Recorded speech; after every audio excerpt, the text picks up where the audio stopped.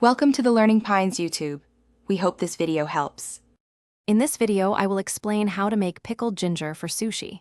First, gather your ingredients: fresh young ginger, rice vinegar, sugar, and a pinch of salt. This simple recipe brings the authentic taste of gari right to your home kitchen. You'll be surprised how easy it is to achieve that perfect balance of sweet, sour, and spicy. Let's get started on this delightful culinary journey. To begin, choose young ginger for its tender texture and beautiful pink hue.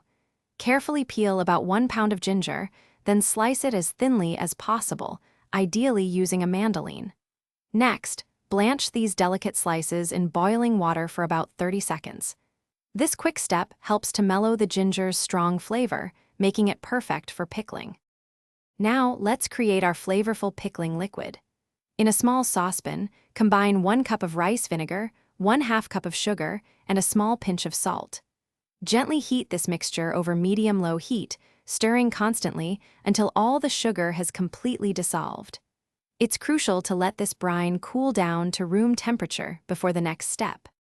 Once your ginger is blanched and the brine is cool, it's time to combine them.